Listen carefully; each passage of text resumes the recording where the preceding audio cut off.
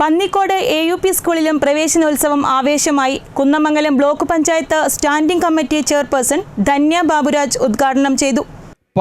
പാഠ്യേതര രംഗത്ത് നിരവധി നേട്ടങ്ങൾ കരസ്ഥമാക്കി മുന്നേറുന്ന പന്നിക്കോട് AUP സ്കൂളിലാണ് ഇത്തവണ പ്രവേശനോത്സവം വേറിട്ടതായത്. 8 വർഷം മുമ്പ് സ്കൂളിൽ ജൈവവൈവിധ്യ ഉദ്യാനത്തിൽ നട്ട് ഈ വർഷം വിളവെടുത്ത വിയറ്റ്നാം വരിക്കച്ചക്കയുടെ മധുരം നൽകിയാണ് വിദ്യാർത്ഥികളെ വരവേറ്റത്. വിദ്യാർത്ഥികൾക്ക് നൽകാനായി 4 ദിവസം മുമ്പ് തന്നെ ചക്ക പഴുക്കാനായി പറിച്ച് മാറ്റിവെച്ചിരുന്നു.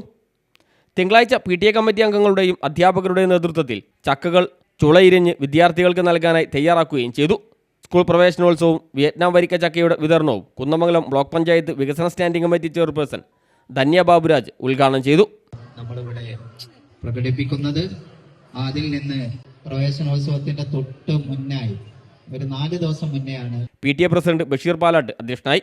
വാർഡ് മെമ്പർ സെസിന പ്രവീൺലാൽ മുഖ്യാതിഥിയായി.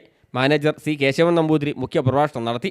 പ്രധാനാധ്യാപിക VP സജിനി, ഗ്രാമപഞ്ചായത്ത് മുൻ member Babu Pulukunnu, TK Jafar, Raseena Majeed, Subaka Unnikrishnan, PK Hakeem Kallathode തുടങ്ങിയവർ സംസാരിച്ചു.